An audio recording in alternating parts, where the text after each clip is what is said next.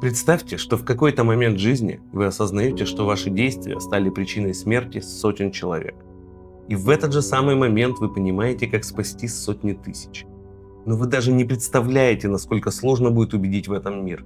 Именно об этом история человека, чье имя позже станет символом борьбы не только с болезнью, но и с человеческим упрямством. И сейчас я расскажу вам эту историю от первого лица.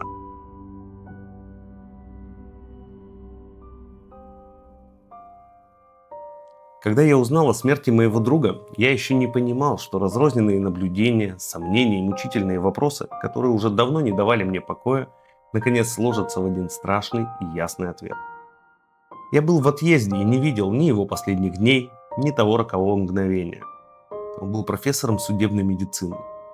Уже по возвращении я узнал, что во время работы в морге один из студентов случайно поранил его скальпелем. Сначала рана показалась пустяковой, но затем началось воспаление, потом резкое ухудшение, и вскоре его жизнь закончилась. Позже я ознакомился с результатами вскрытия и увидел в этой смерти пугающе знакомую картину. Но чтобы понять, как я оказался в этой точке, надо вернуться назад, туда, где эта история началась, задолго до смерти моего друга, задолго до моих выводов и даже задолго до того, как я впервые вошел в родильное отделение. Я родился в 1818 году в Венгрии в состоятельной семье. Мои родители видели во мне человека серьезной профессии и надеялись, что я стану юристом. Я начал учиться праву, как и полагалось сыну из хорошего дома, которому уготована надежная и уважаемая карьера. Но однажды я оказался на анатомической лекции, где препарировали человеческое тело. То, что я увидел тогда, потрясло меня даже не ужасом, а каким-то болезненным восхищением. Человеческое тело вдруг предстало передо мной не как тайна, которую нужно обходить молчанием, а как книга, которую можно читать. Я перевелся на медицину, и с этого дня все остальное стало отходить на второй план. В 1844 году я получил диплом врача, защитив диссертацию с неожиданно мирным названием «Трактат о жизни растений». В ней была фраза, которая теперь звучит почти как насмешка судьбы: «Ничто не ядовито в руках врача». Тогда мне казалось, что это некая формула, красивое выражение веры в благородство профессии. Я, разумеется, не мог знать, что почти вся моя жизнь потом уйдет на то, чтобы доказать обратное. Тогда мне казалось, что медицина – это прежде всего точность, что истину можно найти, если смотреть внимательно, сравнивать, проверять, вскрывать, сопоставлять. Вена жила этим чувством научного подъема. Мы учились видеть в мертвом теле то, чего не замечали при жизни, и были уверены, что именно так приближаемся к разгадке болезни. В этом была сила новой медицины. Это и правда был прогресс. Но позже я понял, беда может скрываться не только в невежестве, но и в самоуверенности тех, кто считает себя носителем нового знания. Я мечтал о хирургии, о патологической анатомии, о серьезной научной карьере. Меня влекла медицина, в которой можно не гадать, а видеть. И мне повезло учиться у сильных врачей, где среди них особенно выделялся человек, которого я глубоко уважал. Умный, опытный, живой. Якоб Колечко. Тот самый друг, чья смерть потом станет для меня страшным ключом к разгадке. Но прежде чем этот ключ оказался у меня в руках, я уже успел погрузиться в другую, почти невыносимую реальность. Я попал в акушерскую клинику. В больнице было 2 родильных отделения. В первом работали врачи и студенты, во втором акушерки. И женщины, которым предстояло стать матерью, не просто боялись первого отделения. Они плакали, становились на колени, цеплялись за одежду, лишь бы не попасть туда. И этот страх возник не на пустом месте. Здесь он имел свой запах, свой звук, и статистика только подтверждала худшее. В первом отделении смертность была намного выше. Иногда женщины предпочитали рожать на улице. Это звучит как безумие, как крайняя степень отчаяния. Но в том мире у такого отчаяния была своя логика. Женщина могла дойти до больницы, родить на пороге или неподалеку, а потом сказать, что просто не успела. Ее все равно принимали, ей все равно оказывали помощь, но формально она уже не проходила через обычный порядок первого отделения. И самое страшное заключалось в том, что улица, грязная мостовая, спешка, холод, унижение или случайность – все это порой оказывалось менее опасным, чем помощь людей, называющих себя врачами. Вот это и стало моей навязчивой мыслью. Почему? Почему там, где должно быть безопаснее, умирают чаще? Почему рядом существуют 2 отделения, но в одно смерть приходит заметно охотнее, чем в другое? Я искал ответ не с того дня, когда умер мой друг. Я искал его уже давно. Именно поэтому известие о его смерти оказалось для меня не началом пути, а тем моментом, когда разрозненные факты наконец выстроились в один пугающий ясный вывод. Но тогда, в первые месяцы поисков, я еще только перебирал версии. Я сравнивал все, что мог сравнить. Воздух, питание, белье, расположение коек, время обходов, положение женщин во время родов, даже маршрут священника, который шел к умирающим с колокольчиком и пугал остальных роженец одним своим появлением. Я менял детали, наблюдал, записывал и снова проверял. Я пытался приблизить одно отделение к другому, словно надеялся, что разгадка спрятана в каком-нибудь на первый взгляд пустяке. Но каждый раз упирался в одно и то же. Ничего не сходилось. Теория миазмов меня не убеждала. Если причина была в дурном воздухе, почему два соседних отделения так сильно различались по смертности? Не убеждала и версия о стыде роженец перед мужчинами-врачами. Потому что таким душевным потрясением нельзя было объяснить эти упорно повторяющиеся цифры. Не верил я и в то, что дело было в особой слабости роженец. В оба отделения поступали женщины одного круга, одной нужды, а исход почему-то зависел от того, кто принимал у них роды. И вот тут я снова возвращаюсь к тому дню, с которого начал. Я вернулся в Вену и узнал о смерти моего друга. Мне сказали о случайном порезе во время вскрытия. Потом я прочел описание болезни, потом результаты вскрытия. И чем внимательнее я в них всматривался, тем яснее понимал. Передо мной та же цепочка, которую я видел у роженец. Та же лихорадка, то же воспаление, то же стремительное разрушение организма.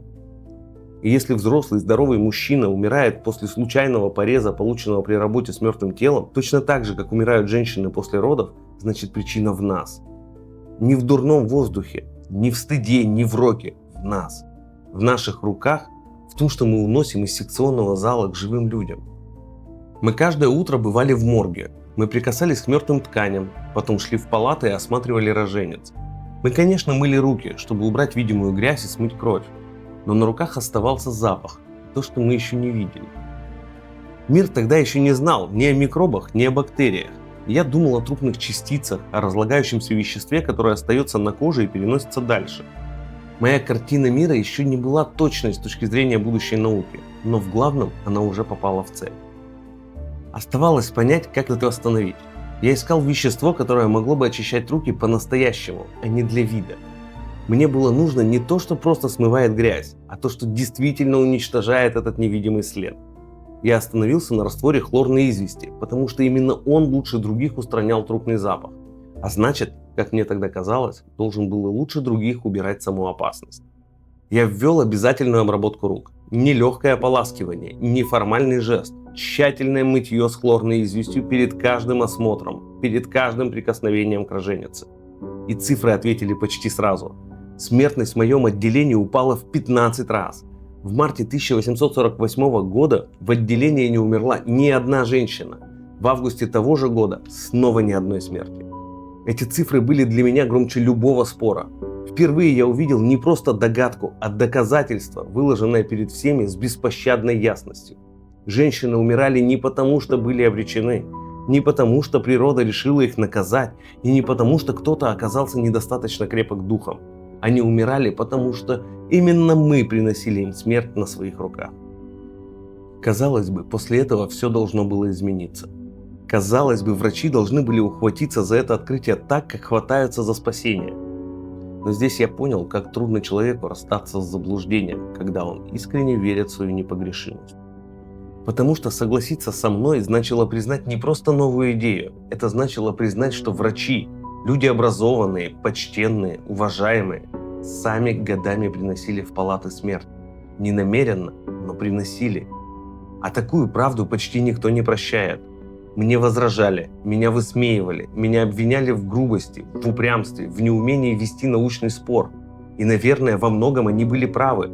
Я действительно все хуже умел быть удобным собеседником. Когда ты видишь за каждой дискуссией не абстрактный предмет спора, а лицо умирающей женщины, ты перестаешь говорить мягко. Когда понимаешь, что сотни жизней можно спасти простым правилом, а люди продолжают цепляться за старые убеждения, тебе начинает говорить не только разум, но и ярость. Друзья убеждали меня выступить с научным докладом, написать монографию, но я лишь писал письма известным акушерам. Шли годы, я спорил все резче и оставался все более одиноким. Я поздно понял, что недостаточно сделать открытие, которое спасает жизни. Нужно еще систематизировать его, привести доказательную базу и должным образом представить ее научному сообществу. Только тогда открытие спасает тысячи, сотни тысяч, миллионы. Но мне казалось, что на все это нет времени. Женщины умирали прямо сейчас, а закостенелая система никак не хотела меняться, хотя доказательства были налицо. Когда же я наконец заговорил, вышло слишком резко. Вместе с фактами наружу вышли гнев, усталость и отчаяние. Моя книга оказалась слишком тяжелой. Вместо того, чтобы дать говорить цифрам, я все чаще переходил на личности и обвинял коллег в гибели невинных матерей. Я говорил правду, но форма этой правды была оскорбительной для тех, кого я хотел в ней убедить. Я писал: 13 лет я молчал, теперь моему молчанию пришел конец. Правда теперь на моей стороне, и она просуществует так же долго, как долго будут рожать женщины. Да, правда была на моей стороне, но правда не всегда побеждает быстро, особенно когда она ранит чужую гордость. И если врач слишком горд, чтобы это признать, гибнут те, кого можно было спасти. Я боролся не только за новое правило, но и за признание очевидного. Истина не становится ложью только потому, что ее тяжело принять. Именно это оказалось самым трудным – не увидеть, а признать. А потом начала рушиться уже и моя собственная жизнь. Мне все труднее было жить среди людей, которые не хотят видеть того, что для меня стало невыносимо ясным. Я уже не столько убеждал, сколько нападал, не столько доказывал, сколько обвинял. Сил становилось меньше, а отчаяния больше. Летом 1865 года меня обманом вывезли в Вену и поместили в психиатрическую лечебницу. Когда я попытался вырваться, меня избили, раны воспалились и началось заражение крови. Все закончилось жестокой иронией. Меня убил сепсис, то самое зло, от которого я всю жизнь пытался защитить других. Мне было 47 лет. Меня звали Игнац Земельвейс. И я посвятил свою жизнь тому, чтобы отодвинуть смерть от тех, кто дарит жизнь. Пройдет больше 30 лет после открытия, когда труды Земельвейса будут признаны научным сообществом, и потребуется еще десятки лет, чтобы это стало общей практикой. Потом это упрямое нежелание принять новую правду, только потому, что она рушит старые убеждения, в психологии назовут эффектом Земельвейса. Этот спор с эпохой был не только о медицине, он был о той человеческой слабости, из-за которой даже спасительная правда порой встречает яростное сопротивление.